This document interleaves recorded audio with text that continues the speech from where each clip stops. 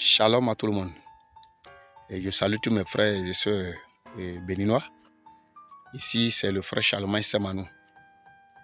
Je voudrais adresser ce message particulier à notre cher président, son Excellence, Monsieur Patrice Talon, et avec tous les membres de son gouvernement. Je vais nommer les ministres, les députés et les différents autres directeurs de chaque institution. J'ai un petit message pour vous de la part du Seigneur. Et j'aimerais bien que vous me suivez très attentivement et le Seigneur vous bénira. C'est vrai, je ne suis pas un pasteur, je ne suis rien, je ne suis qu'un simple ouvrier. Je vous prie de bien vouloir suivre ce message très attentivement. Je vous remercie de m'avoir accordé votre temps pour me suivre.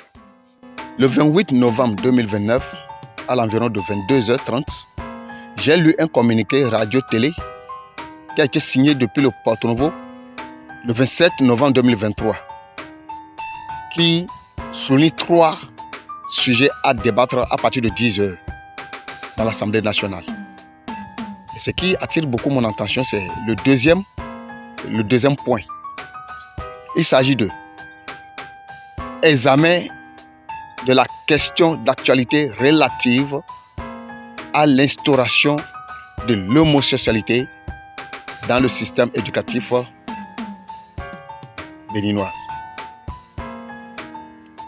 Alors, le problème, ce n'est pas l'examen, mais le problème, c'est le sujet qui veut être examiné.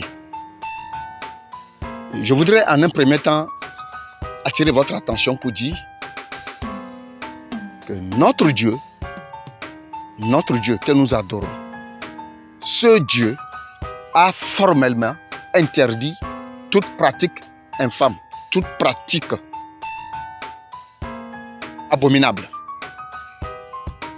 Et l'une de ces pratiques, c'est l'homosexualité et le lesbianisme. Et je voudrais vous supplier, au nom de Jésus, je sais que vous êtes en étape d'examen. Mais je vous en conjure, ne déclarez pas la guerre à notre Seigneur. Car ce pays, le Bénin, est un pays béni de Dieu. L'homosexualité et le lesbianisme est formellement et strictement, sévèrement interdit à tout homme vivant sur la terre. Ce n'est pas moi qui le dis, c'est le Seigneur qui le dit. Lorsque vous cherchez dans la Bible, vous allez tomber sur Lévitique 18, verset 22, qui nous dit « Tu ne coucheras point avec un homme comme on couche avec une femme. C'est une abomination. » Lorsque vous descendez dans Lévitique 20, verset 13, vous entendrez dire « Si un homme couche avec un homme comme on couche avec une femme, et ils ont fait tous deux une chose abominable, et ils seront punis de mort, leurs sangs retomberont sur leur tête. » Et ici, nous voyons clairement que le Seigneur a déjà donné cette interdiction. Voyez-vous, il a déjà donné cette interdiction depuis des générations. Maintenant, après que la loi a été maintenant établie, après la sortie de l'Égypte, après que les patriarches sont entrés en Égypte, après que Dieu s'est révélé à eux, il les a fait sortir de l'Égypte. Il les a donné des lois à respecter afin d'être en harmonie avec lui.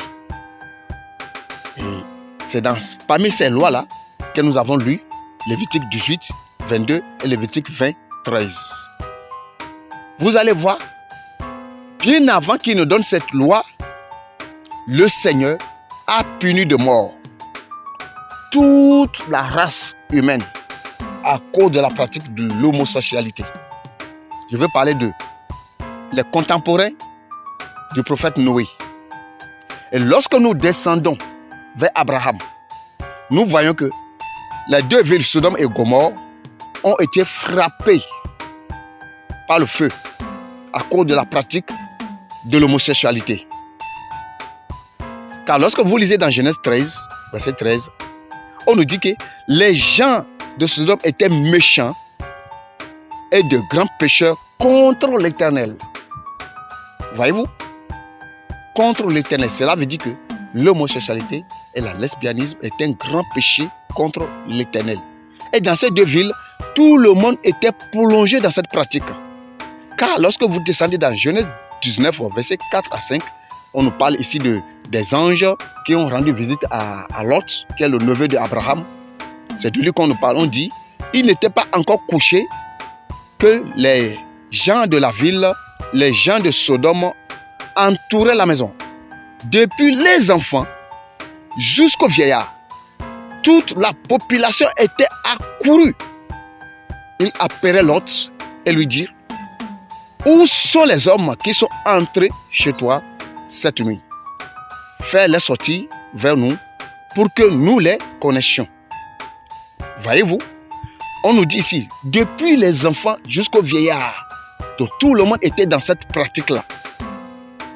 Et quand vous descendez, vous venez dans Genèse 19, versets 24 à 28, on dit, alors l'Éternel fit pleuvoir du ciel sur Sodome et Gomorrhe du soufre du feu de l'Éternel. Et le verset 25, on dit, il détruit ces villes, toute la plaine, tous les habitants, toutes les villes et les plantes de la terre. La femme de Lot regarda en arrière et elle devint un statue de sel. Abraham se leva de bon matin pour aller au lieu où il s'était tenu en présence de l'Éternel. Il porta ses regards du côté de Sodome et de Gomorrhe et sur tout le territoire de la plaine, et voici, il vit se lever de la terre et une fumée comme la fumée d'une fournaise. Voyez-vous, le Seigneur a détruit Sodome et Gomorrhe à cause de la pratique de l'homosexualité et de lesbianisme. Et cette pratique est pratiquée par les vieillards, les vieilles femmes, les jeunes filles, les jeunes garçons. Maintenant, lorsque vous instaurez, ou après avoir examiné, et que vous êtes tenté à instaurer cette loi dans le système éducatif béninois, chers gouverneurs, chers dirigeants, chers présidents, son Excellence M. Patrice Talon, chers députés, chers ministres, avez-vous compris ce qui s'est passé ici? Les enfants pratiquaient ces choses. Si vous instaurez cette loi dans le système éducatif béninois, qu'est-ce que nous sommes en train d'enseigner à nos enfants? Que voulons-nous que les enfants retiennent de nous du bon? Ça veut dire que nous voulons participer à la perversion de nos enfants déjà depuis le bas âge. Et je sais que vous avez une conscience. Je sais que vous avez une conscience qui vous parle encore. Et je sais que vous savez discerner des bonnes choses pour amener votre pays, notre chère patrie, notre chère nation, le Bénin, sur un bon chemin. Parce que si vous êtes là, sachez que c'est Dieu qui a permis à ce que vous soyez là. Ne faites pas cela. Je vous en supplie. Ne provoquez pas la colère de Dieu sur notre pays. Nous sommes déjà en guerre avec Dieu. Donc n'augmentez pas la souffrance de notre chère patrie que nous aimons tant, vous et moi. Lorsque nous descendons un peu dans les épîtres, nous allons voir dans l'épître aux Romains où Paul s'adressait, inspiré par le Saint-Esprit, aux Romains qui étaient des gens qui pratiquaient ces choses-là. On dit dans Romains 1, verset 20 à 27, en effet, les perfections invisibles de Dieu, sa puissance éternelle et sa divinité se voient comme à l'œil nu. Depuis la création du monde, quand on les considère dans ces ouvrages, ils sont donc inexcusables.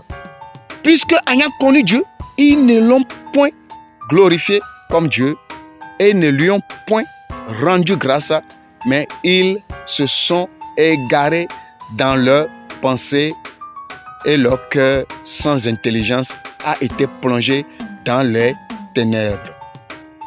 Se vantant d'être sages, ils sont devenus fous et ils ont changé la gloire de Dieu incorruptible en image représentant l'homme corruptible, des oiseaux, des quadrupèdes et des reptiles.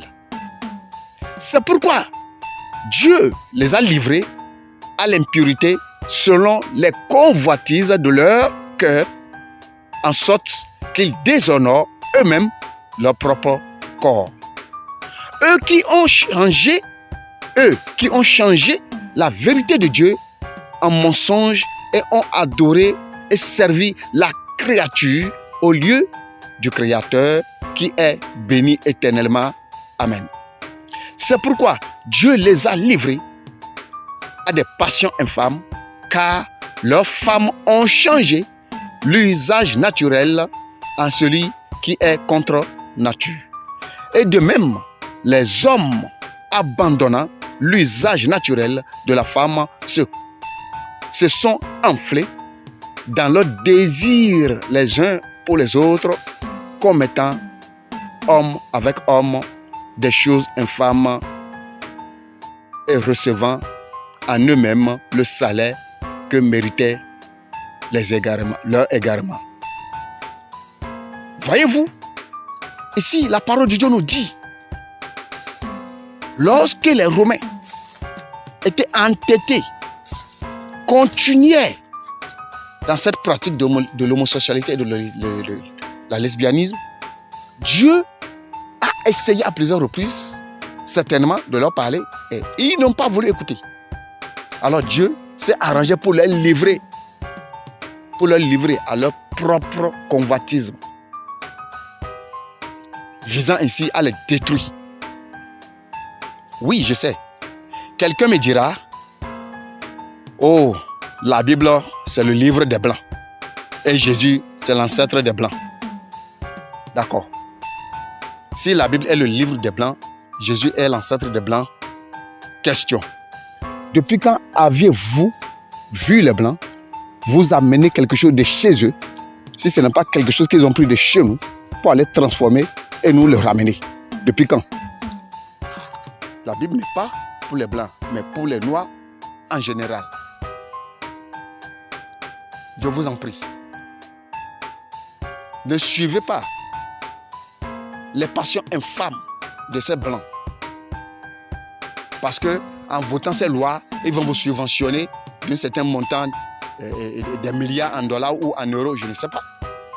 Ne regardez pas, s'il vous plaît, à cause de Dieu, pour l'amour de nos enfants qui vont naître demain et les enfants de nos enfants qui vont naître après-demain, pour leur amour, je vous en conjure, ne faites pas ça, ne commettez pas cette erreur, je vous en conjure. Ce pays, le Bénin, est un pays béni de Dieu. Et si nous voulons continuer à recevoir la protection divine de la main de Dieu, essayons un temps soit peu de méditer sur la parole de Dieu et de comprendre ce que Dieu veut de nous en tant que Noirs, en tant qu'Africains, surtout en tant que Béninois. Notez donc que la Bible n'a jamais appartenu aux Blancs. La parole de Dieu n'a jamais appartenu aux Blancs. Lorsque vous étudiez les généalogies, vous allez voir 2 enfants de Noé qui sont noirs. Un seul est albinos. Il s'agit de Sem, Cam et Japhet. Sem et Cam sont des noirs. Un noir et un brun. Japhet est un albinos. Et quand vous lisez la généalogie de Sem, vous allez voir que c'est arrêté juste à quelques passages. Mais quand vous lisez la généalogie de Sem et de Cam, vous allez voir que c'est développé à plusieurs reprises. Il y a eu des générations, des générations, des générations. Et toutes ces personnes sont des Noirs. Voyez-vous, je sais que vous avez des hommes et des femmes qui savent sonder les Saintes Écritures. invitez-les à la table, Bible à la table, et vérifiez les informations que je vous ai données. Et vous saurez, vous comprendrez que Dieu a été toujours le Dieu des Noirs et non le Dieu des Blancs. Mais bien sûr, je ne suis pas en train de dire ici que Dieu est seulement pour les Noirs, mais Dieu est universel. Dieu est unique, Dieu est pour tous, Dieu est pour tout. Mais ce Dieu a choisi comme un peuple qui va l'adorer, un peuple noir. Raison pour laquelle vous allez voir que chez nous en Afrique, nous aimons Dieu beaucoup plus. Nous savons comment adorer Dieu. Nous savons lui donner sa place. Nous savons l'adorer. C'est de ça qu'il s'agit. Voilà. Vous m'avez bien suivi. Et je sais, j'ai la pleine conviction que ce message va vraiment vous interpeller. C'est mon souhait. Tout ce que nous cherchons, c'est le bien-être de nos frères et sœurs béninois et béninoises, afin que notre cher pays, notre chère patrie puisse vivre dans l'harmonie, dans la paix et dans l'abondance.